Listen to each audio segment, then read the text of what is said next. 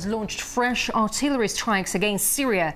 It had earlier fired on the war-torn state in retaliation to the shelling coming from the Syrian side, which killed 5 Turkish civilians. Several Syrians were also reported dead as a result of the unprecedented military exchange. And RT's Middle East correspondent Paula Slier joins us now live with more. Hello, Paula. So it looks like Turkey's retaliation isn't ending anytime soon. Certainly not. Into the early hours of Thursday morning, Turkey launched military fire against Syrian targets. This follows overnight operations in which the Turkey military continued to fire onto the Syrian side. Now, the whole incident was sparked when a mortar bomb was fired from Syria into Turkish territory. It hit a residential building, killing 5 members of the same family and injuring another 13. We don't yet have clear information as to who fired the mortar. We don't have exact information as to the extent of the Turkish retaliatory actions, but certainly this is intensifying the situation on the ground. We are receiving reports that a number of Syrians have been killed by the Turkish operations, and what we do expect later today, Thursday, is that the Turkish Parliament will make a decision whether or not to authorize cross-border operations in the area. If indeed they give this the nod, what we will see is that the Turkish military can operate freely. Now, in the past, the Turkish military has moved into northern Iraq to root out their Kurdish militants. And what some people are noticing is a parallel action where you're almost seeing now that Syria is moving into countries to deal with rebel fighters there. Turkey immediately banged on the doors at NATO and the UN. What's been the reaction there?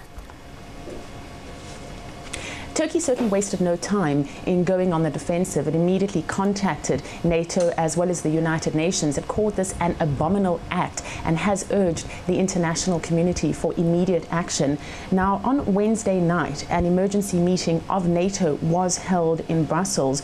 The Syrians did issue an apology. They offered their condolences to the family, and both sides have called for restraint. At the same time, we do expect that the Turkish call for the United Nations Security Council to meet immediately will be dealt with today. What we're hearing from the Turkish is that there needs to be immediate and urgent action to what they call Syrian aggression. So the situation on the ground quite fluid, and it remains to be seen what happens in the coming hours. Absolutely. RT's Paula Slier reporting there live. Paula, many thanks indeed.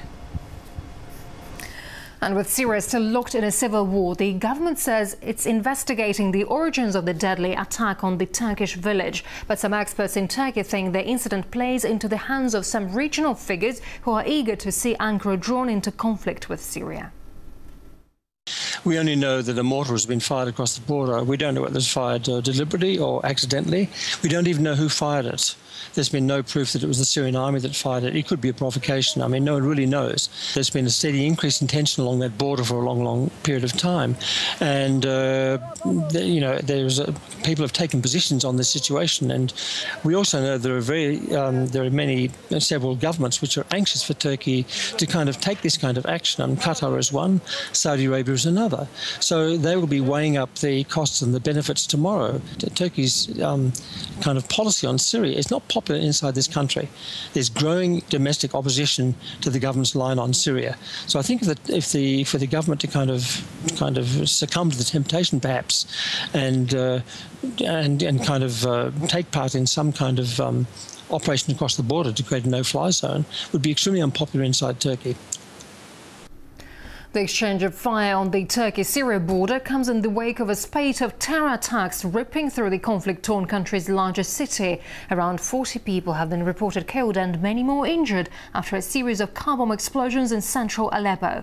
The attacks took place in a government-controlled area and apparently targeted a nearby military and administration buildings. An al-Qaeda-linked rebel group has claimed responsibility for the attacks, which have become increasingly frequent across Syria.